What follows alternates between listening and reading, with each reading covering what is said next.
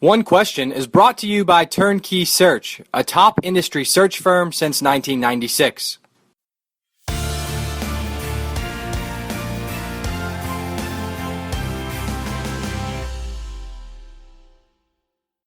DePaul Athletic Director Gene Lenti Ponsetto is on One Question for the first time. Some really tremendous news for you guys, Gene. Tomorrow, you guys open the new Wintrust Arena for regular season play for men's basketball against Notre Dame in what I would expect would be a sellout if it's not already, given the new space, your all's fan base, the Chicagoland area, and the folks Notre Dame would attract. I want to start this conversation with where will you be? And walk me through your pregame schedule for Saturday afternoon's game from the minute you step into the facility, from donor functions, et cetera, until tip-off. Give me a rundown there.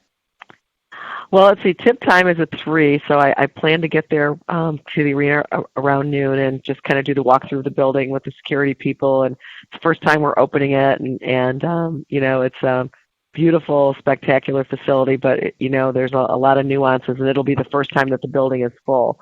There's been a couple of private concerts and other events that have been in there, but nothing to the capacity of the building yet. So got that little bit of logistic thing that I'm a little anxious about, but that'll probably be where I'll start.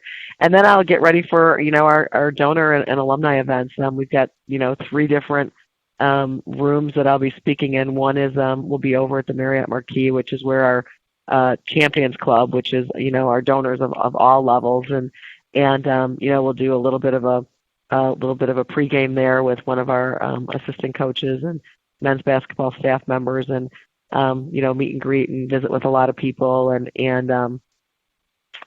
should be a lot of fun because there's so much energy and electricity around the building and excitement. And then walk back into the building. The Marriott Marquis is attached to the facility by a sky bridge, so very convenient. And then walk into the building and do the same thing in what we call the Blue Demon Club, which is all our club seat holders, and there's about 462 of those. And same kind of, talk about DePaul athletics and talk about the men's basketball pregame from the day through the eyes of one of our assistant coaches and give a little bit of a scouting report. And then one more space, our courtside lounge, which is, a lot of our highest end donors, and do the same routine with them, and and then I hope to be able to greet. We have 7 World War II veterans that we're going to honor at the game. It is Veterans Day, and we would have loved to have had a big Veterans Day event, but we're going to save that for our Monday, November 13th game. But we thought it would be really important to acknowledge the veterans of World War II, most of whom are all in their 90s. In fact, one of the gentlemen is 99 years old, and I hope to be able to spend a few minutes with them. My dad is one of those, so he'll be in attendance at the game. He's a very cool, long-time season ticket holder. Yeah, really fun. And then, get ready for tip-off. We've got a terrific national anthem singer.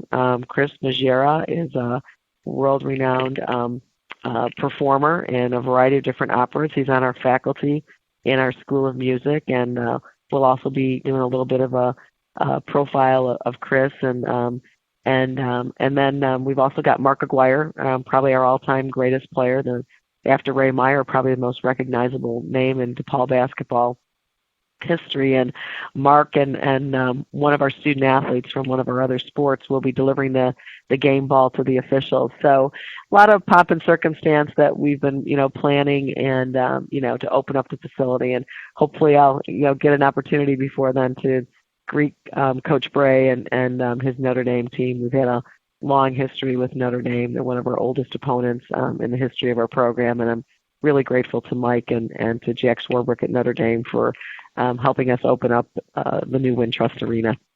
I always enjoy asking athletic directors this question because I think it over the last couple of years that we've recorded One Question, I've gotten a variety of answers. But historically, what's your MO during the game? Do you find your spot and you sit in the same spot kind of the whole game because you want to get a good view of maybe across from the coaches' benches to see body language and interaction with student athletes? Or will you continue making the rounds during the game into the suite level, et cetera? I'll probably try and make it a point to get up to the suites before the game starts, and usually at halftime, I'll make it up to the suites. During the game, I'm pretty, I'm a I'm a former assistant coach, so I get pretty locked in during the game. I usually sit at the table right next to to our bench, and try to take in as much of the game. I used to stand in the end zone because I like to watch the action, and the strategy of the game from that perspective. But we really don't have an end zone that I can stand in anymore, so I'm going to sit at the bench, which I've been doing for the last couple of years, and sit at the end of the scores table next to our bench. And I get a good feel for the emotion of our coaches and the energy level, and you also get a really good perspective on the building and the facility as well. The building, as I said, Matt, is just spectacular, and it's designed from the outside. By Pelly Clark Pelly, provides some amazing vistas when you're in the concourse of the Chicago skyline and of the surrounding South Loop neighborhood that we're in. So it'll be pretty cool to just watch people's reactions coming into the building from that seat as well. I want to ask you about the building, and we talked about this a little in lead into our conversation in terms of how long I feel like this story has been developing, and now we're finally getting close to a first tip, if you will. During the process, I think you mentioned maybe it's really started, well, you joked that it's been a 40-year process, but maybe for this one specifically, a lot of dialogue started in 2012. Do you recall kind of the narrative of the build of this facility and points along the way when you thought, yes, we're there, and wait a second, we're not quite there, or man, this may not happen, and obviously it has happened. I guess walk me through a little bit of the emotion that goes into this kind of timeline of building a facility like this. Sure. It was back in 2012, and our president at the time, Father Dennis Holtschneider, who has recently retired from the presidency at DePaul and is now working with Ascension Health, met with myself and a small group of trustees to talk about the possibility of bringing DePaul men's basketball back to the city of Chicago and what it was going to take for us to be able to do that. So, we worked with AECOM, and we did a feasibility study and looked at a piece of property that we had on campus and looked at some other pieces of property that were in our, campus neighborhood.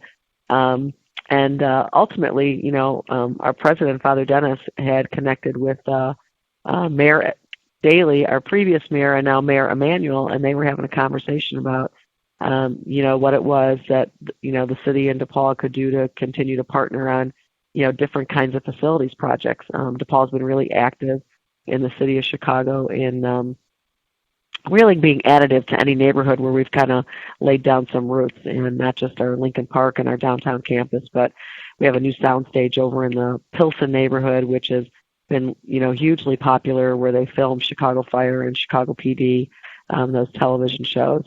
And, as well, DePaul has done a lot of public-private partnerships around the city of Chicago.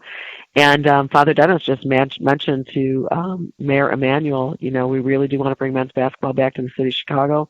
That's been our home. Our friends at the Allstate Arena out in Rosemont have been terrific.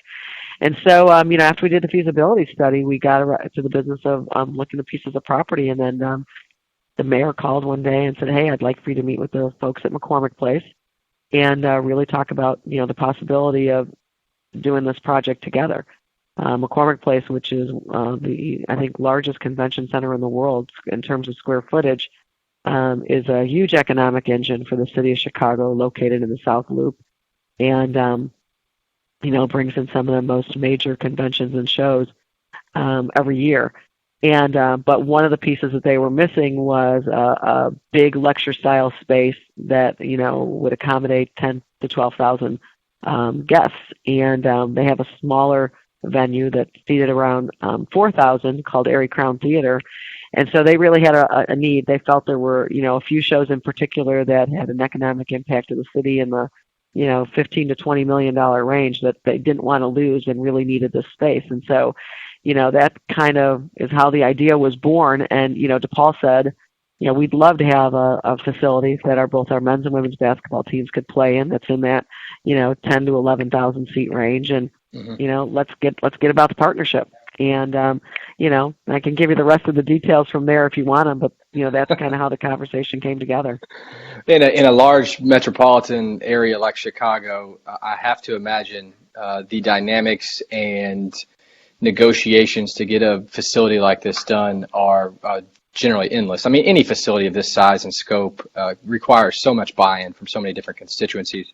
I'm curious of how you expect specifically students and the student support base you have, if you believe simply the geographic location of the new arena of Wintrust and that it's brand spanking new and beautiful, if that will help with your student attendance and what you guys are doing on that front to further kind of cement this new facility in the minds of students that they need to get out there and support their teams.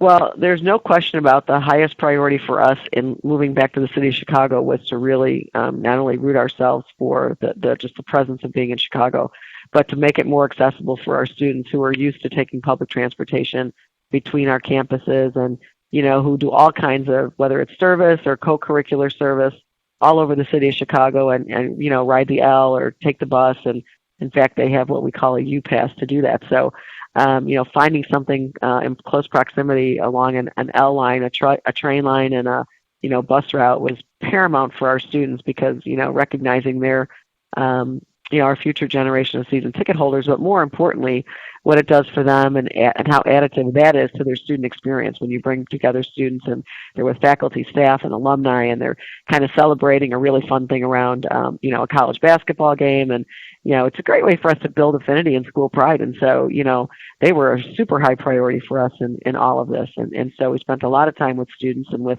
the student government presidents at the time and having conversations with them about how important this was and really working with a variety of student groups. So student government, Blue Crew, which is a group of students who support athletics, our DePaul Activities Board, our Greeks, our students in our fraternities and sororities. And there was just a lot of energy and excitement among them that, loved to be someplace where we could get to because they had been riding a bus out to the Allstate, and it was pretty much a 5-hour commitment.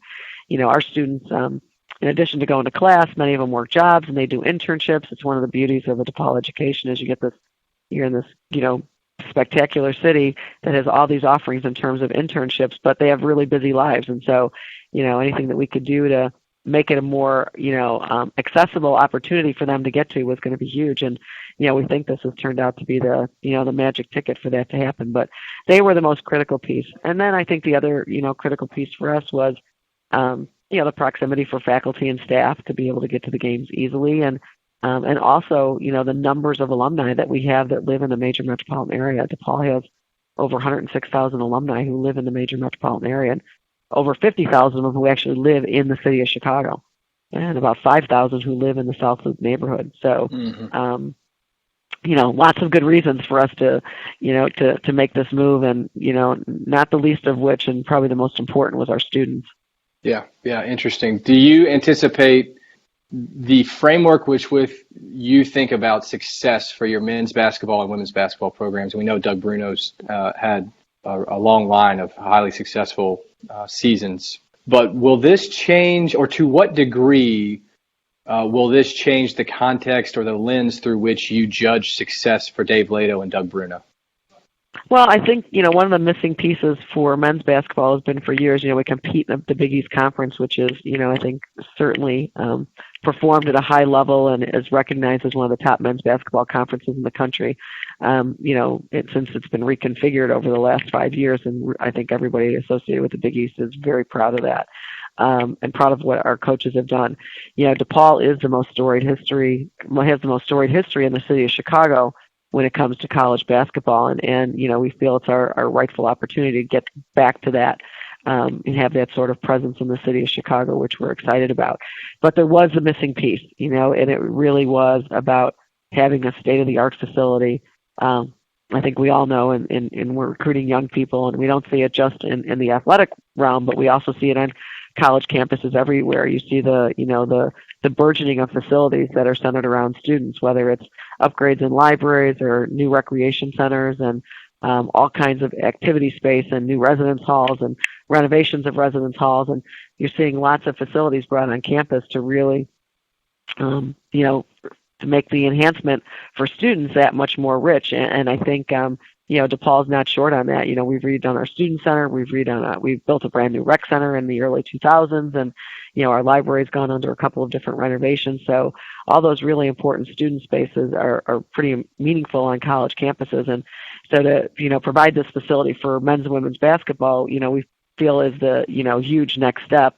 Hopefully, for Coach Bruno to realize his dream of getting to the Final Four and winning a national championship. He's certainly had terrific success over the last 15 years. And you look at the programs that have been in the NCAA and, DePaul over that same time period, and it's Connecticut and Notre Dame and it's Louisville and it's, Stanford and Oklahoma. So, some pretty rich tradition and history there. But we haven't gotten to that women's Final Four point yet. And that's, I think that's next for women's basketball. And I think for Dave Lato, it's to bring back the glory days of DePaul men's basketball and, that we realized in the 80s and 90s and had a short stint in the, early 2000s under Dave. And, I think that's what we're looking to do. Our goal in the end is, like I think everybody else that plays college basketball is, you want to get as deep into that NCAA tournament as you possibly can. And, the fun and excitement that generates on your campus for not only your students, but your faculty, staff, and alumni. And in Chicago, Chicago, I think you've seen, Matt, loves its champions. I don't know if you saw the Cub Parade last year after they won, but, Chicago knows how to celebrate and really loves its champions. And we'd like for us to be that next proud team in both men's and women's basketball. And that's today's one question, brought to you by Turnkey Search, a top industry search firm since 1996. One Question is designed to give D1 Ticker subscribers valuable insights on how executive leaders in college athletics think about key issues on their respective campuses, in their departments, or within their leagues and conferences. One Question is brought to you by Turnkey Search, a top industry search firm since 1996.